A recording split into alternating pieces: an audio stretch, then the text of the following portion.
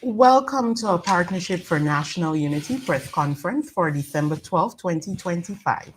I am your moderator, Ms. Shanika Haynes. Joining today's press conference is Mr. Aubrey C. Norton, leader of the People's National Congress Reform and a Partnership for National Unity, and Mr. Ronald Daniels, attorney at law and national candidate for Partnership for National Unity. Today's press statement will be read in two parts, and we will begin with the leader. Public servants must get a minimum 25% wage and salary increase. In addition to the package of benefits and initiatives APNU offered in its 2025 manifesto to support businesses and citizens, we are highlighting at this crucial juncture an urgent need of public servants.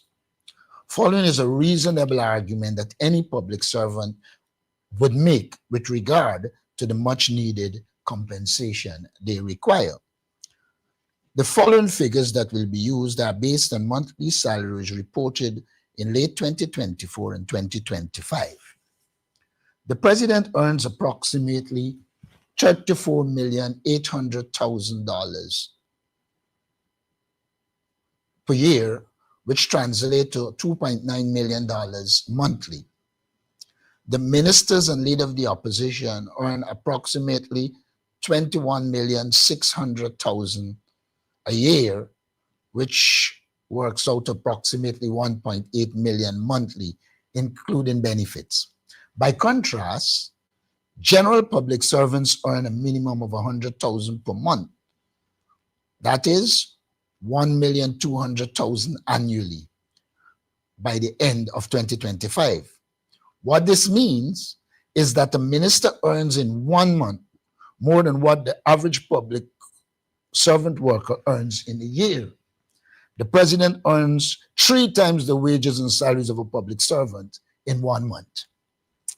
This comparison shows a wide gap between the earnings of the government elite and the statutory minimum earning of public servants, formal sector workers, and informal sector earners alike have felt the effects of stifling low wages and salaries and rising costs. Public servants carry the burden that while national wealth is rising, their purchasing power is collapsing. The call is for more money to public servants with the aim of narrowing the gap between the government elite and public servants. Second, Guyana's oil production and sector activities have expanded very quickly. Official reporting and government projections point to rapid increases in daily output and project ramp-ups through the remainder of this decade. Government sources and industry reports show production and revenue growth that position Guyana to benefit materially from the Stabroek Block development and related projects. The government expects total revenue to reach $1,024.5 billion in 2025, an increase of 30.5% over the $784.6 billion reported in 2024. Yet workers are being offered a ridiculously low 8% increase in 2025. At the same time, private oil companies have reported very large revenues and cash flows tied to Guyana's operations. Citizens legitimately expect the state to transfer an equitable share of the revenue into durable investment in public sector wages. Third, the APNU had previously outlined a graduated 35% increase in public sector wages in our 2025 manifesto. Given the government elite and public sector minimum wage disparity and the current and projected growth in oil revenue and the high cost of living, APNU now calls on the government to deliver a minimum of 25% increase in public servant wages to restore purchasing power for state employees and help boost the non-oil economy. Our previously articulated policy positions were in anticipation of the pressures public servants are facing today. the need for fair compensation has grown even more urgent. Part of the rationale includes one, restoring purchasing power. Many public servants have seen real earnings decline in the face of inflation and higher living costs. Delivering social fairness, if oil revenues are expanding, a portion must be used to fund equitable compensation for those who deliver core public service. Three, stimulating the domestic economy. Increased public wages would help support local businesses and consumption in the short term. Four, retaining talent. Competitive public sector pay is critical to retaining skilled staff required to manage expanded public investment and regulatory duties tied to the oil economy. Five, estimated fiscal impact. The government's own reporting estimated total wages and salaries in the public sector approximately Guyana 227 billion by the end of 2025. A uniform 25% increase on that base would raise the annual wage bill by about Guyana dollars 56.75 billion to 283.75 billion. That is affordable. Mr. Daniels? There are several issues affecting young Guyanese and the broader workforce. Many young people, early career workers, students, and recent graduates are experiencing alarming economic difficulties and uncertainty that demand public policy attention. The APNU's interactions with young people prove that they are affected by government's policies which disregard their prevailing challenges. Among the most commonly reported challenges experienced by young people are the rising cost of living compared to wages and savings, including food, rent, and imported goods, underemployment and the mismatch between education or skills and available work opportunities, uneven distribution of economic gains from the rapid growth sectors, which has left visible pockets of prosperity compared to communities still lacking adequate services. Many youths report that corruption, favoritism, and politically connected awards of contracts undermine government transparency. These, they contend, cause the oil revenues to not trickle down to improve their everyday lives. There are other areas of public dissatisfaction among young people, including unreliable energy, delays in major development projects such as sport facilities, and poor industry-wide service quality, despite our significant revenues that immediately cater to these. Young people are simply seeking merit-based opportunities, not the existing disenchantment, not the manner of growth that is influenced by party affiliation. They want fairness and for their capabilities to count for something. Some young people have been complaining to us that many lucrative opportunities are only advertised after PPP insiders are notified and identified to fill these slots. The public advertisement then becomes merely academic. The APNU strongly rejects this practice when and where it exists and calls for the establishment of mechanisms to ensure fairness and transparency. Our oil wealth has created expectations that have not translated into tangible individual prosperity. No Guyanese should be made to feel poor while unemployed. Forgive me, no Guyanese should be made to feel poorer while employed. These are matters of national interest among our youth. APNU calls for immediate evidence-based measures that restore confidence, transparent use of oil revenues, clear job creation plans tied to vocational and tertiary training, and targeted social protection for youth and families in acute need so that economic growth delivers real, sustained, and measurable improvement of the quality of life of young people our elderly, and the most vulnerable in our society. There's also need for transparency on the broken cash transfer promise. The APNU repeats its concerns at the continued disregard of the government to deliver on an officially announced cash transfer to Guyanese people, which should be delivered before Christmas. We have noted the vulgar manner in which this promise was made. If you behave yourself, you get it this year. It appears that this was indeed just a shallow and disrespectful election gimmick. At this 11th hour, there yet to be any specifics or timeline for the cash transfer to the Guyanese people. Promises of direct support made during elections must be honored, and the APNU stands firm in its demand for clarity and accountability. Families that planned and budgeted based on that promise deserve immediate factual update. If the PPP never intended to fulfill the promise, it should not have made it in the first place. At the very least, however, the PPP should be transparent and honest with the people instead of holding them at ransom for a cash grant.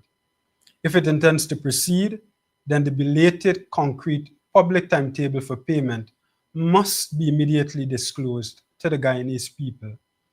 The failure to honor this commitment has intensified the pressures upon families already struggling with high and rising commodity prices, and it has deepened public distrust in the management of national resources at a time when Guyana's fiscal picture is positively and rapidly changing. APNU's public protests on Monday, December 8, 2025, demonstrated our continued solidarity with the Guyanese people and our sustained commitment to hold the PPP's duplicity in sharp focus. Our protest has amplified public discussion, highlighted widespread frustration, and emphasized the urgency of addressing the cash transfer issue. APNU will continue to advocate on this issue until the PPP is forced to comply. Guyana's oil wealth should be a turning point that lifts standards of living for all Guyanese, not a source of deeper inequality. The APNU stands for accountable management of national resources, for fair wages for public servants who deliver essential services, and for immediate relief for youth and our souls harmed by broken promises. Thank you. Thank you. The floor is now open for questions on the first statement. And of course, you can do so by the raise of hand and stating your media house.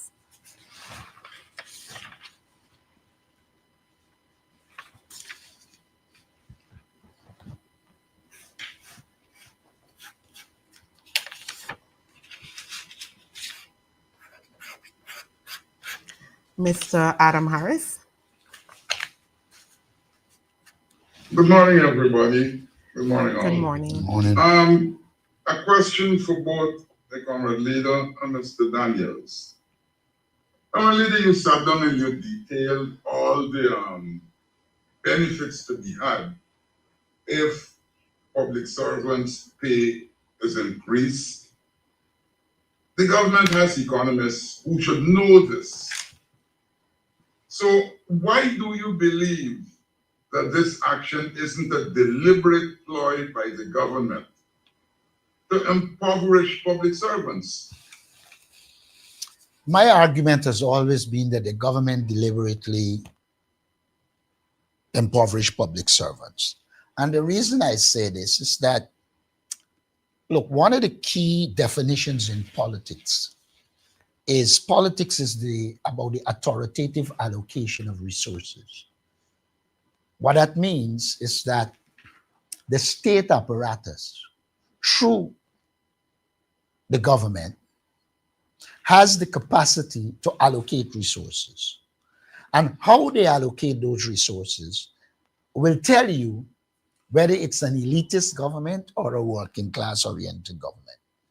In this regard, we see serious resource allocation that permits corruption, that permits the enrichment of a few at the expense of the poor public servant. And to the extent that the government continues to offer extremely low increases to the public servants, it signals their interest in keeping public servants dependent and further impoverishing them. Why would a government believe that a minister needs 1 point something million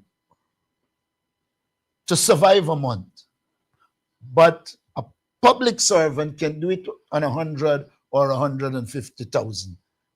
Clearly, it is deliberate. They know full well that they can reallocate resources in a way that improves the life of public servants. The government is feeding a false narrative, and that narrative focuses on infrastructural development at the expense of people's development.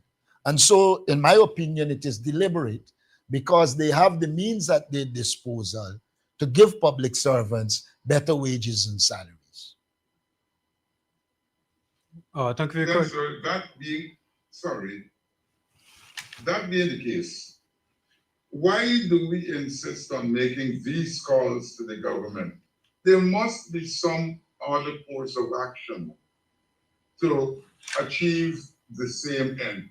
Calling in and do nothing. Okay, now your first task really is to sensitize the public. And if the public is sensitized and willing to take other action, they will be led into such action. But you cannot proceed unless first you understand that people understand what is it you're doing and what you set out to do. Or else you can very well be way ahead and people not following. Also, one has to accept the nature of the government we're dealing with. Let me say this to you.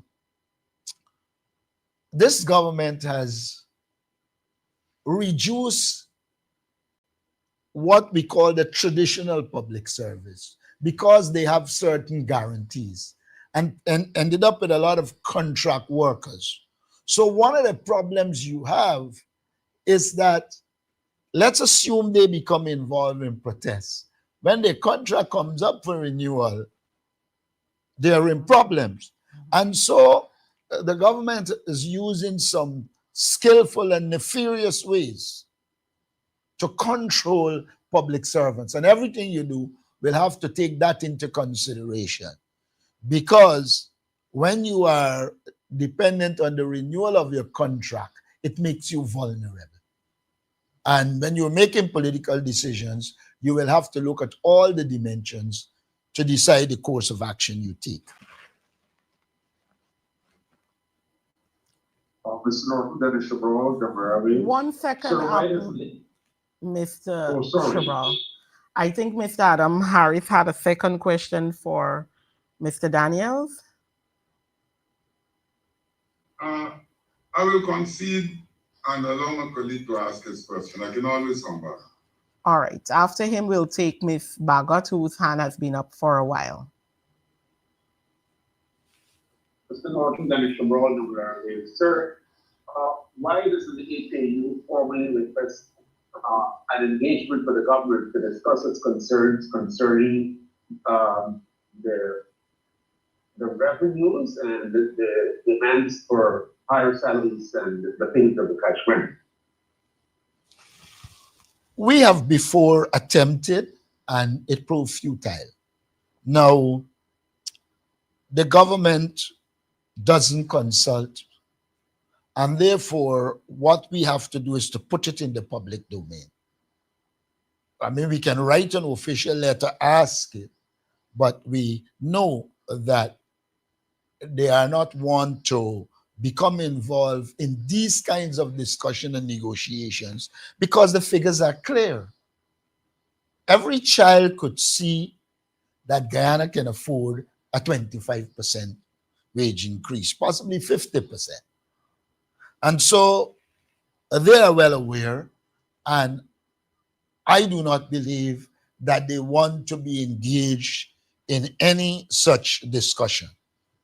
Now that we have put it out there, they have the opportunity to say, yes, let us engage, let us consult, and we'll be disposed to do that. Thank you.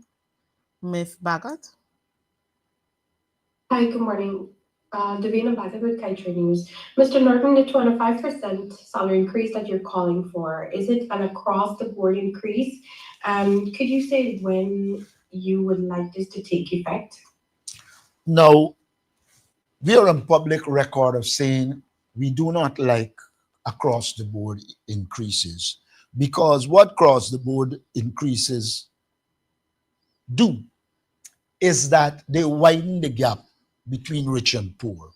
Simply, if the president is getting 3 million a month and he gets 10% increase, that's 300,000. A worker gets 100,000, he gets a 10% increase, that is $10,000. So what it does is widen the gap.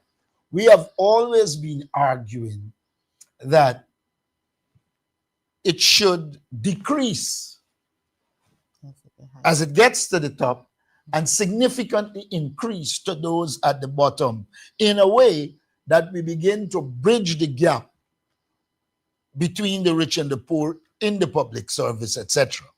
You would recall that the APNU AFC government did implement that, and persons getting above 500,000, I don't remember the exact figures, I think got 1%.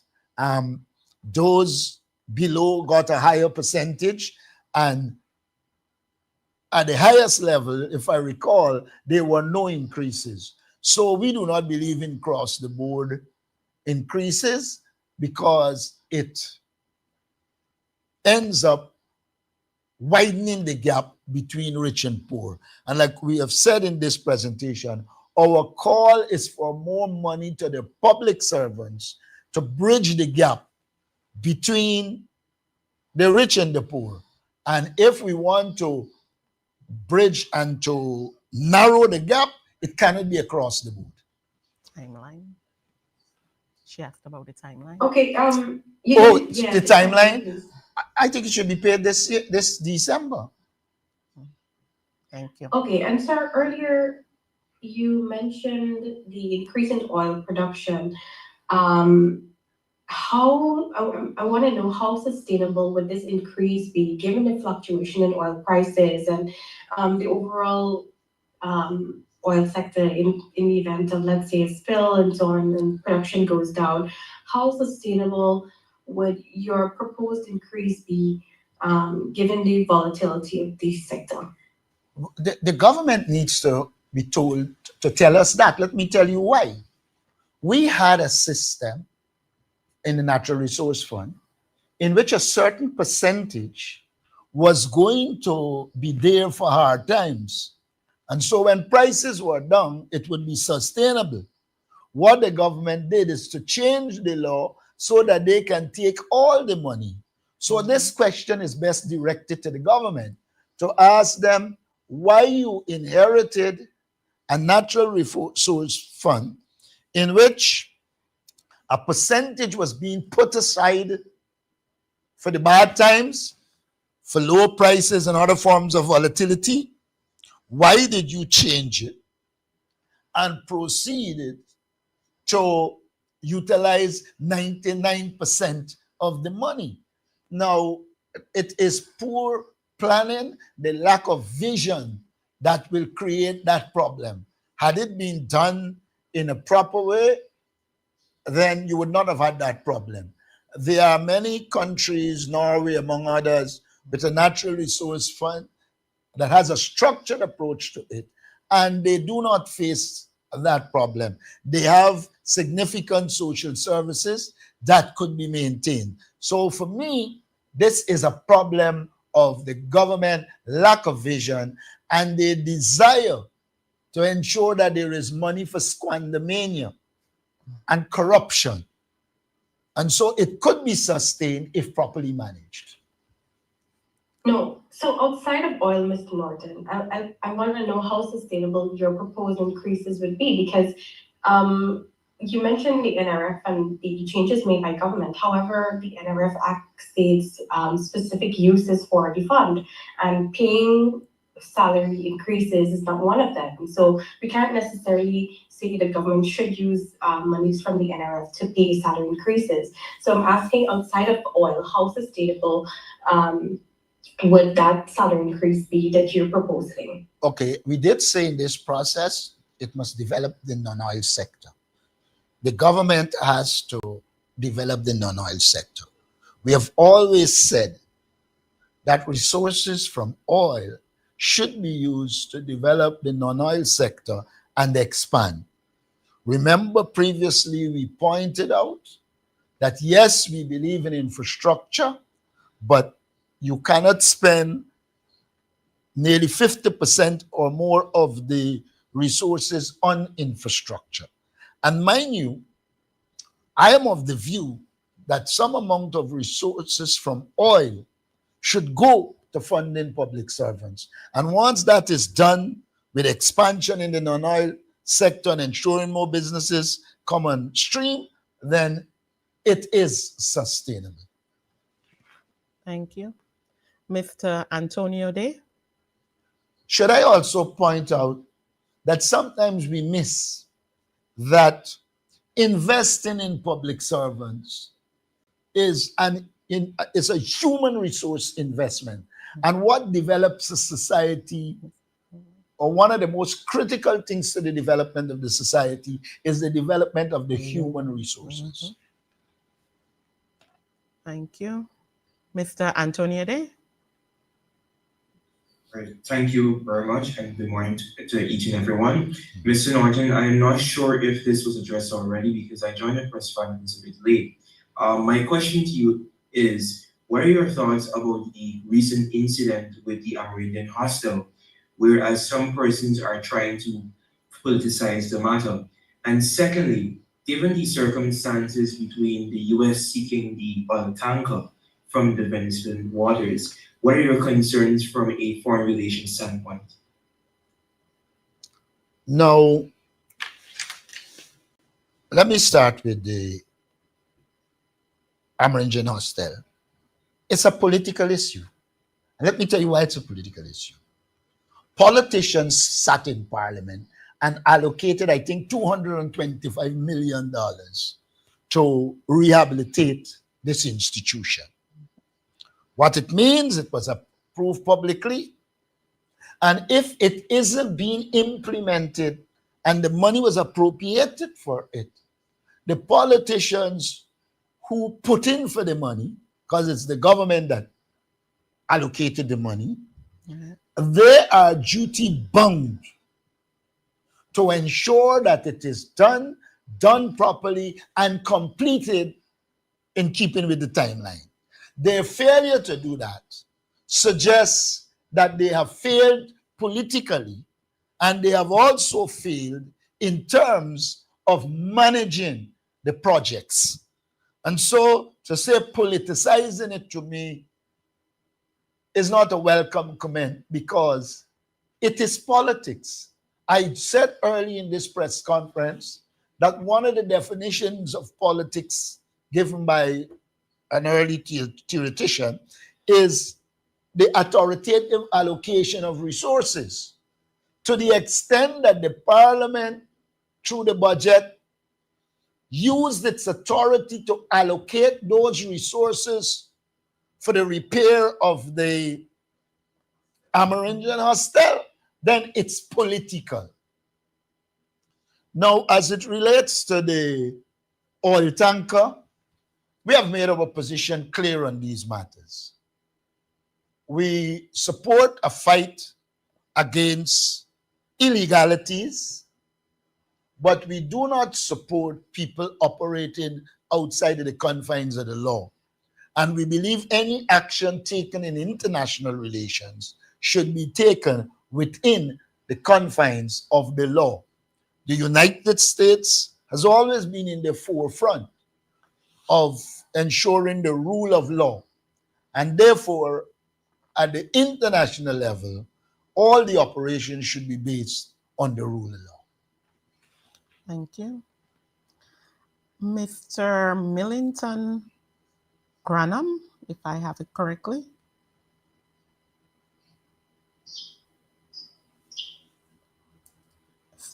Stabrook News. Good day, Milton is the name. Okay, thank you. I just have one question. The APNU, currently there is no elected leader of the opposition.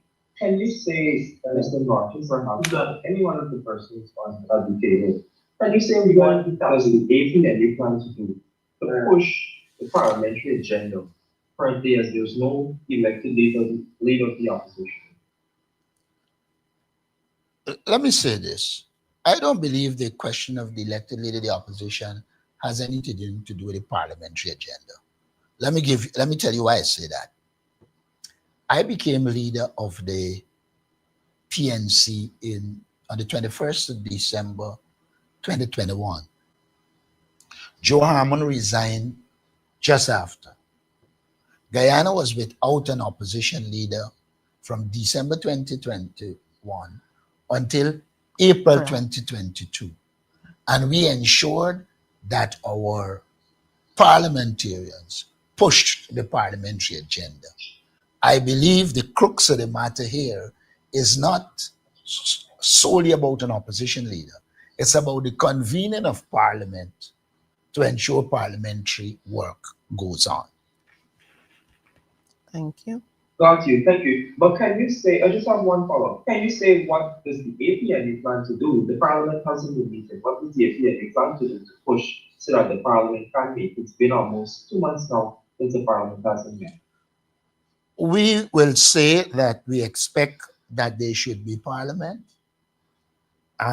We have complained even while I was opposition leader about the infrequency of parliament. We believe parliament should be regularly held, but we don't want to be part of the existing situation. We believe that a normal government will convene parliament at the right time. We are well aware that Mohammed was part of the PPP and linked to the PPP, so they are well aware of the approach of the PPP. Our thing is we have a parliamentary agenda. Whenever the parliament is convened, we will push that agenda. But even outside of the parliament, like we are doing now, we will push our agenda. Thank you. The floor is... Go ahead, Mr. Harris. That brings me to the question of the pay that you talk about ministers getting. I remember in the early days of the Granger administration, when a pay increase was announced to ministers, there was a hue and cry across the country. There were public protests, you name it, they had it. The government has been increasing the pay for its ministers and parliamentarians, and I haven't heard a squeak. My question is, were the parliamentarians made aware of the increases to the government ministers as they were being implemented? Well, I thought it was routine. Once you announce the increase, they did it across the board. So parliamentarians were aware. But I would go back further. The PPP had argued against the wage increase and said they wouldn't collect the money, all kinds of things. But they collected the money.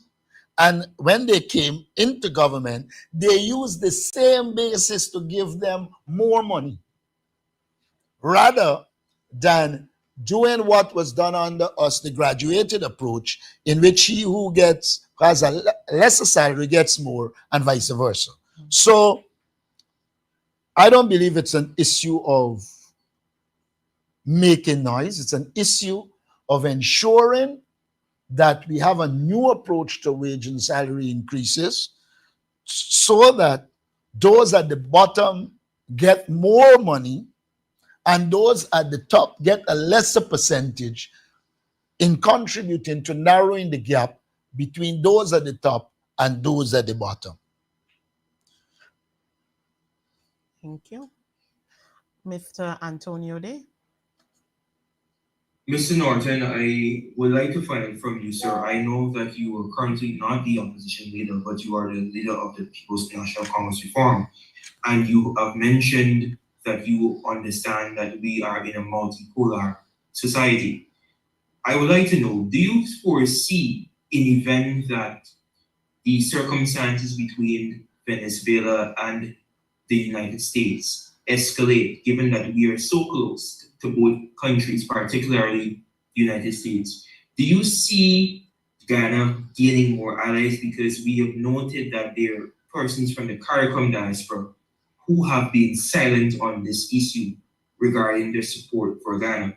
And lastly, my substantive question, do you foresee a partnership for national unity working with the We Invest in Nationhood? Because there are some views that in order for there to be an effective opposition, there has to be some form of collaboration in order to hold the government accountable. Thank you, sir.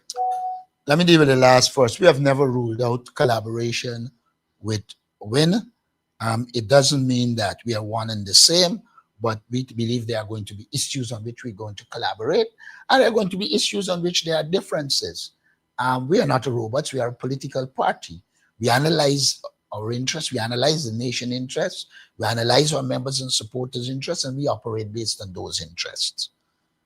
And so I'm one who believe in never saying never. But having said that, it should be established that we understand our interests and we will pursue it.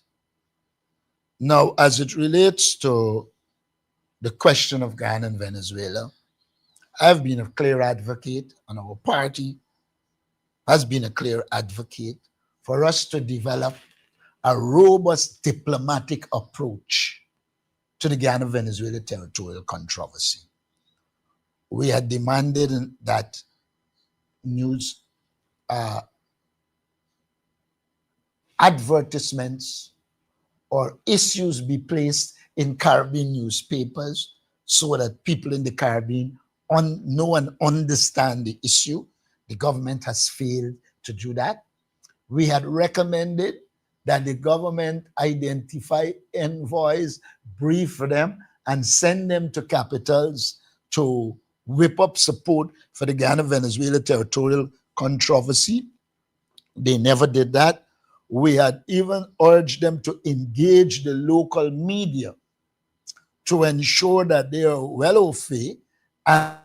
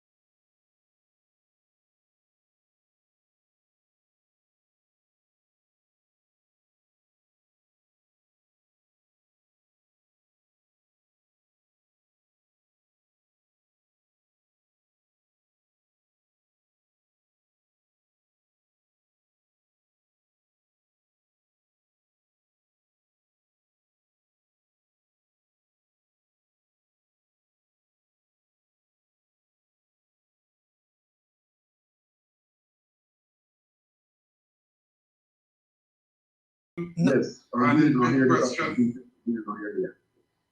You didn't hear the answer to which one? The The first last one. one on. the last one you were talking about, that went. I You didn't said hear that one. I said that this issue is an issue that has to be placed squarely at the feet of the government. I pointed out that we made a number of proposals to the government very early. One, to send diplomatic envoys to capitals to whip up support for the Ghana-Venezuela territorial controversy. Second, we had recommended that they take out advertisements and put information in Caribbean and Latin American newspapers so that we can sensitize people to the Guyana-Venezuela territorial controversy. We went as far as even saying to the government, you need to utilize oil resources to become part of your foreign policy tools. Because if you have the resources, you can use it for international leverage. We have made a number of proposals. We said to them they should engage the local press so that they are au fait and can support us on this critical question. So a lot of what will happen will occur because we did not develop a robust foreign policy approach in terms of promoting our position on the Ghana-Venezuela territorial controversy. And we seem to believe that it will just happen.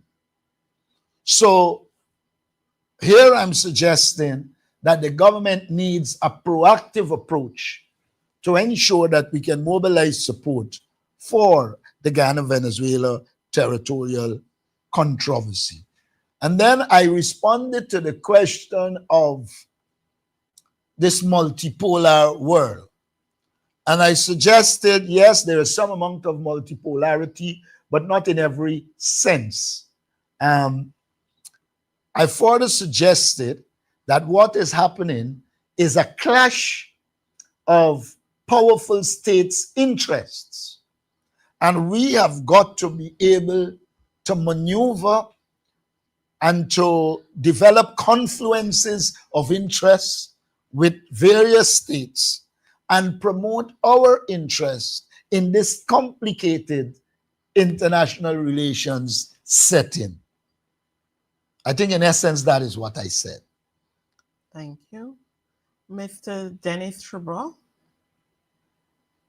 Do you support the United States position that Mr. Maduro is presiding over a narco-terrorist state, and he himself, of course, a $50 million US bounty is on his head, is the head of a narco-terrorism organization called Cartel of the Suns? And secondly, do you believe that the actions being taken by the United States are against the narco-terrorists or ultimately to remove Mr. Maduro? And do you support that move? Let me deal with the first one. I support nothing that I don't have the evidence to determine whether it is true or not. I have seen no evidence to help me to arrive at a conclusion.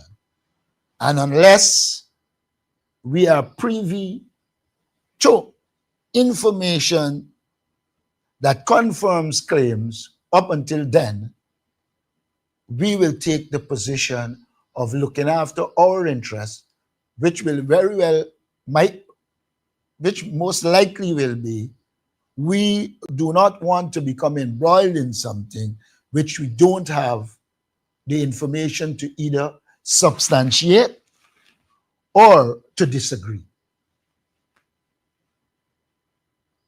Thank you. And the follow-up question, do you believe that these actions are to remove Maduro from power, or they're genuine? Well, you didn't answer in part of that. No, I answered the last part by saying we do not have the kind of intelligence and information to become embroiled in something that we cannot either substantiate or disagree with. But then, so then what do you make of all of this action? What? Mean, What do I what? as a political scientist and international relations expert, what do you make of these actions against Mr. Maduro? Like I've said earlier, all countries pursue their national interests. The United States probably perceives it as their interest. Venezuela perceives that it's not in their interest. As a Guyanese, we have a Guyana-Venezuela territorial controversy, and I believe that we need to be very careful with who and what we support and when and what we support. And any support will only emerge after we have the factual basis to declare one way or the other. Thank you. The floor is. I should say this to you. I've listened to academics in the US, some supporting, some against. What I'm still to get from any side is concrete information to inform the decision we should make. And so in this present state, our task is to pursue our national interests. And our national interest is best served at this time by doing the diplomatic work to keep Venezuela at bay and mobilize the support of all who we can get, including the United States, to support us against Venezuela. Thank you. The floor is Yeah. open. Go ahead, Mr. Harris. My question has to do, and it goes back to the economy. Sir, how can you explain that the richer the country gets, the poorer the people become? For example, in 2020, the poverty rate was somewhere about 38% or 40%. The oil starts to come in, and the poverty rate, according to IDB, has jumped to 58%. How do you explain this anomaly? Again, it goes back to allocation of resources. If you allocate the oil resources in a skewed way, in which the family, friends, and favorites are making billions, and wages of workers, benefit to workers, benefit to ordinary people are minimal and are on the decline, then you will have that situation. It's a direct result of poor policy and programs, development and implementation. And once we continue to allocate the resources in this skewed way, the rich will continue to get rich and the poor will go deeper and deeper in poverty. Thank you. I'll take. One last question. That being the case, there is a public accounts committee that reviews budget expenditure one way or other. Yes, we know that the government modified the rules governing the meetings of the PAC.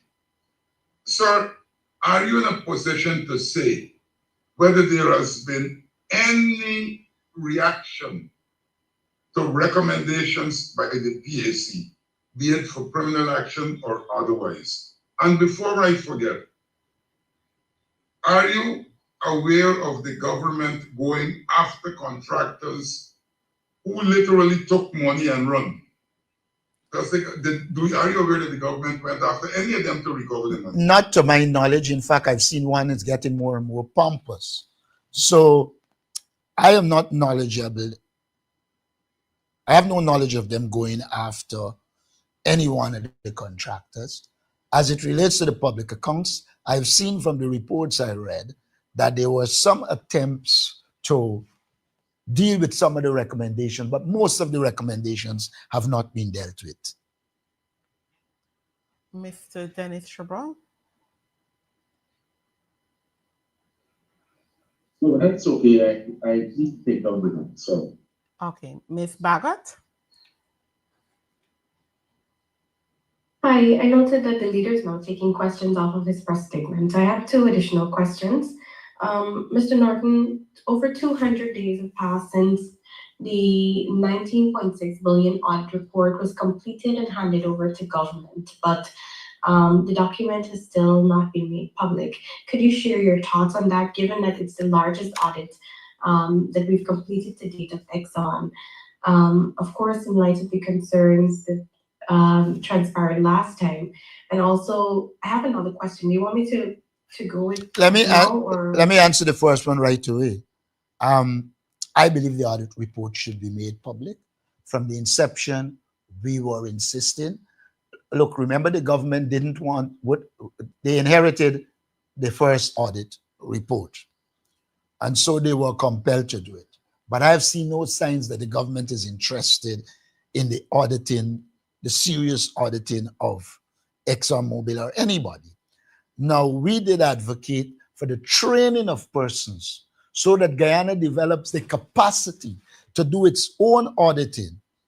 We have seen no action in that regard, and that is also indicative of the fact that they seem not to want proper audits done. do you believe that timeline is justified, though? Over 200 days and this thing hasn't been made public as yet? No, it isn't. And we have been calling for it to be made public for the longest while. Okay, sir. And earlier you spoke about the ramp up of oil production. Do you support government's decision to increase production offshore? And are you comfortable with the process? Or do you believe these proposed increases should be properly vetted by parliamentarians before any approval is granted?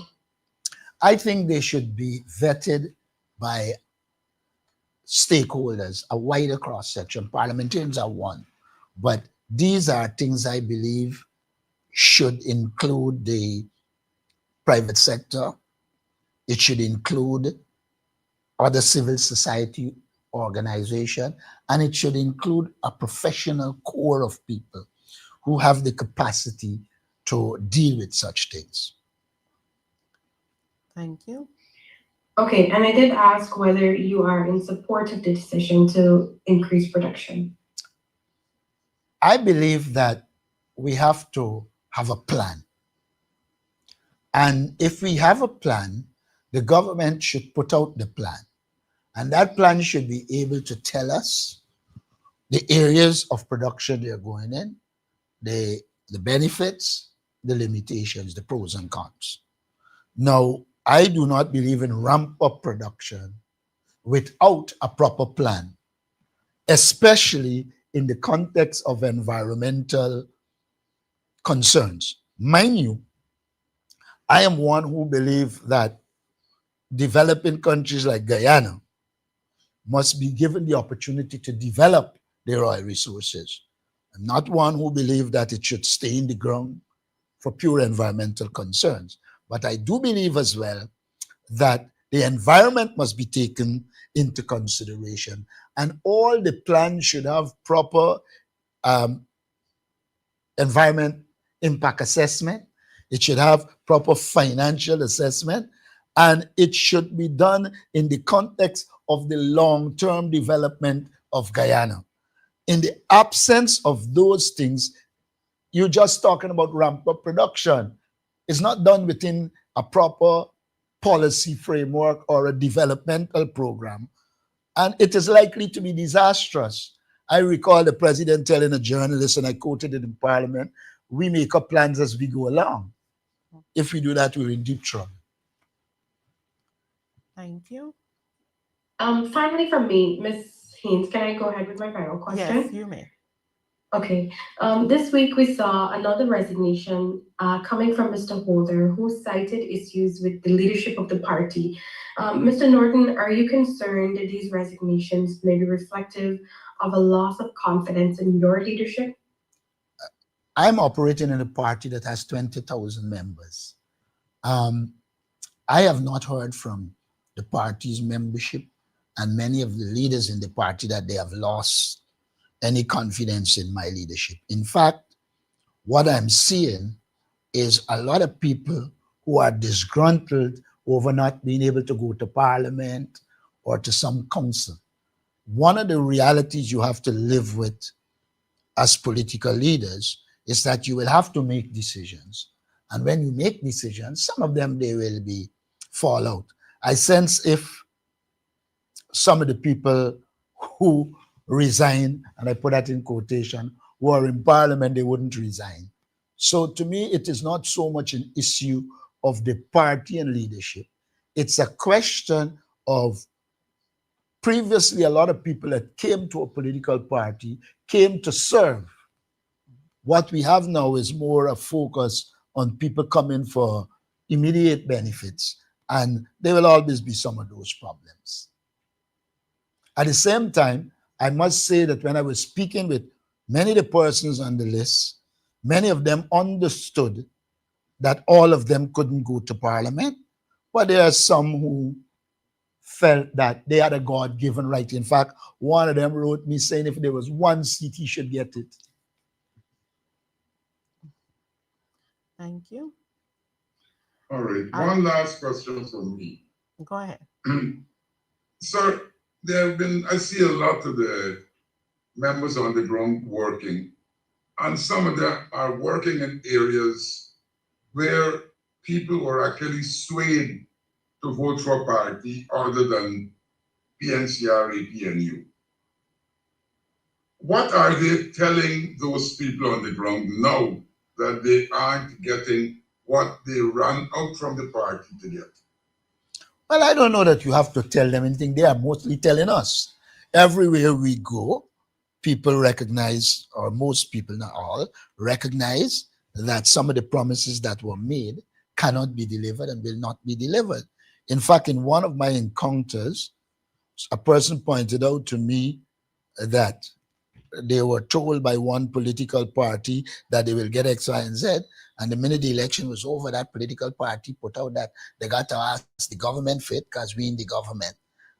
When you make those kinds of promises, but like I've always argued, a lot of what happened in the last election is as a result of the deliberate attempt by the PPP to impoverish certain communities, and unfortunately for the PPP in some regard, and us, that impoverishment led to a situation where he who had money could have purchased votes, and we are where we are. We have analyzed the situation and we have taken the decision as to how we will move forward and do the work. All right, I'll take my final question from Mr. Antonio Day. Yeah, Mr. Norton, piggybacking on my colleague, Mr. Harris's question, given that you would have lost some persons due to the deflections and detractions, what have you, how is your party? I know that it's going through reconsolidation phase. How is that going? And secondly, did you get an update regarding your meeting with KICOM as it relates to the appointment of these commissioners? Because it appears that this situation has been running for a long time. Well, I made my position very clear. I was in politics when the decision was taken that it's going to be a permanent commission. And until the law changes, our commissioners continue to be commissioners. And when I say our, as opposition commissioners. Now, I've also made the point that Claudette Singh must know that if her contention is that these commissions are no longer legitimate because they was done by a previous opposition leader, then she should go, because it follows ipso facto that she is illegal. And so that is the reality on the ground. As it relates to the work we're doing, it continues. It is not something I want to get involved with at this stage. As people see the manifestation of what we're doing, it will be obvious. Thank you. I want to thank our media personnel for joining today's press conference, and of course, our viewing audience on all our social media platforms. I know it is the Christmas season, and I implore you to take your time on the roadway and, enjoy the Christmas very moderately without, too many incidents. Do have a wonderful weekend.